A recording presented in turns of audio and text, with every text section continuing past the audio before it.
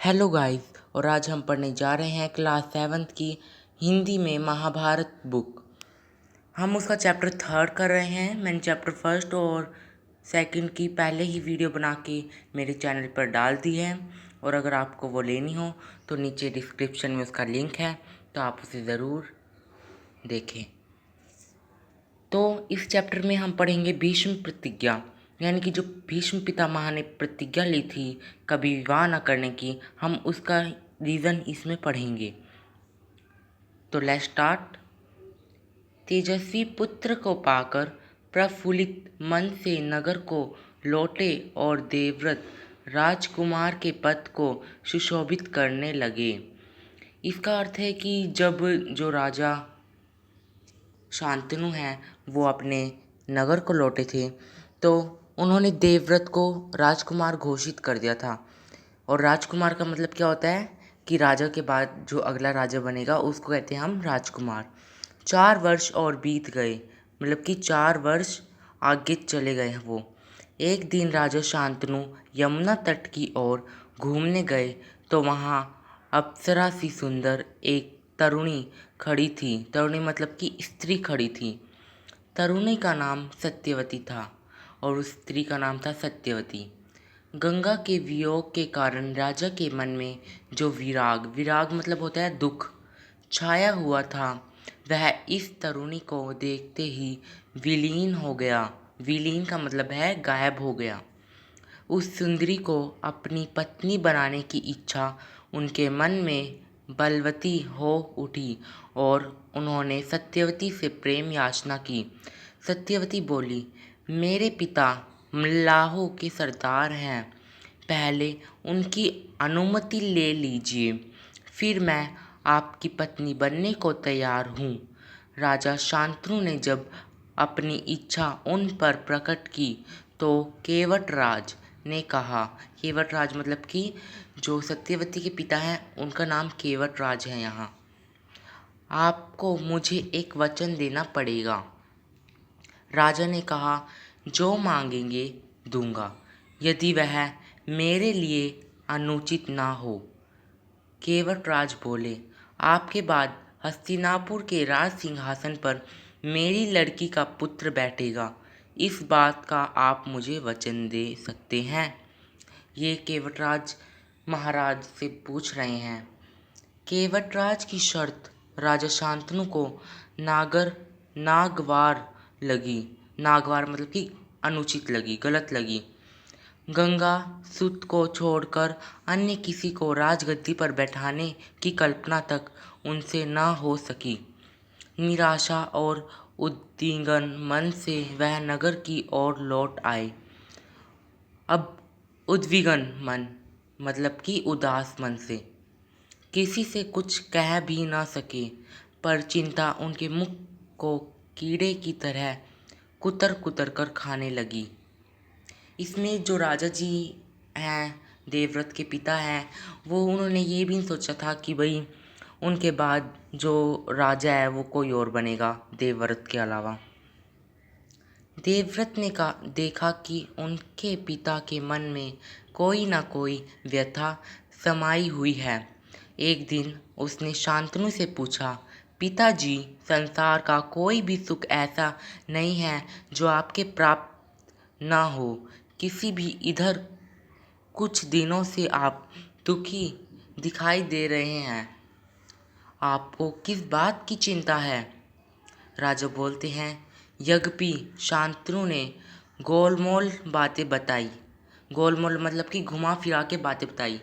फिर भी कुशाग्र बुद्धि मतलब कि तेज बुद्धि देवव्रत को बात समझते देर न लगी।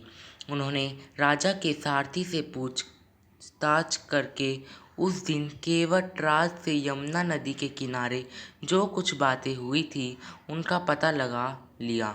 पिताजी के मन की व्यथा जानकर देवव्रत सीधे केवटराज के पास गए और उनसे कहा कि वह अपनी पुत्री सत्यवती का विवाह राजा महाराज शांतनु से कर दें।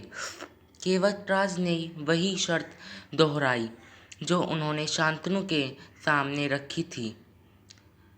देवव्रत ने कहा, यदि तुम्हारी आपत्ति का कारण यही है तो मैं वचन देता हूँ कि मैं राज्य का लोभ नहीं करूँगा, मतलब कि मैं लालच नहीं करूँगा राज्य का। सत्यवती का पुत्र ही मेरे पिता के बाद राजा बनेगा।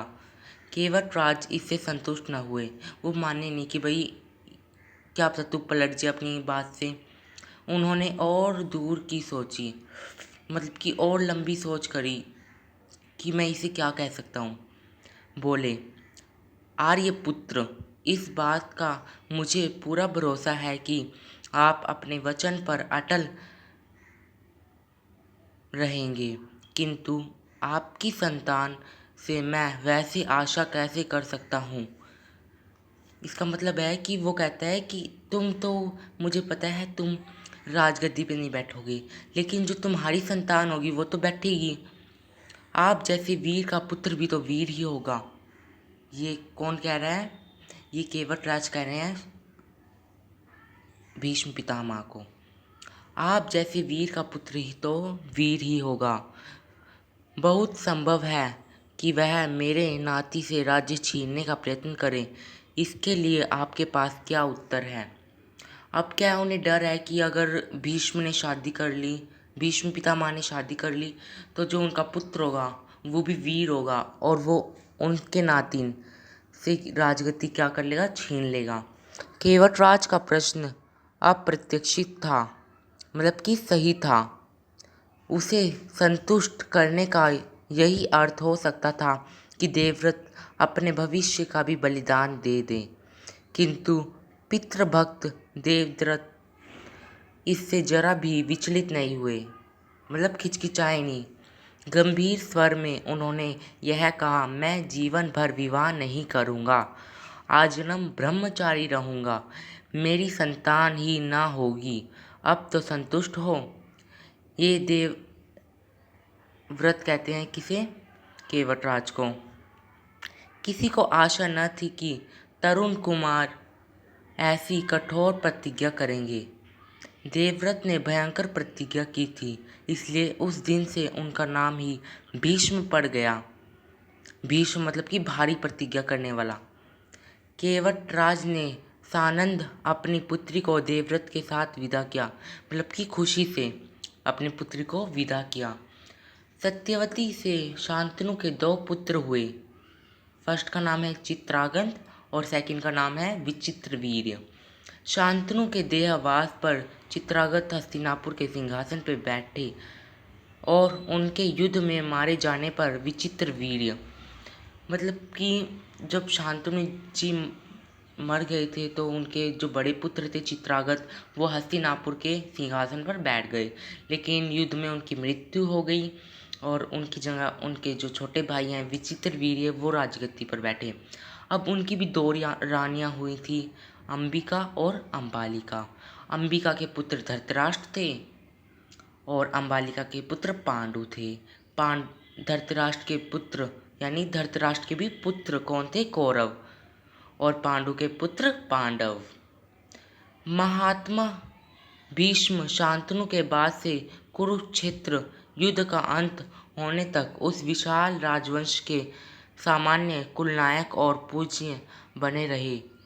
इसका मतलब है कि जब तक कुरुक्षेत्र का युद्ध नहीं हुआ तब तक जो पितामह भीष्म थे उसके रक्षक बने रहे राजवंशियों के, और पूजनीय बने रहे वहाँ। शांतनु के बाद कुलवंश का क्रम। अब ये क्या दे रखा है आपको? एक फ्लो चार्ट दे रखा है कि कैसे कैसे जो शांतनु हैं, राजा शांतनु हैं, उनकी 2 रानियाँ हुई।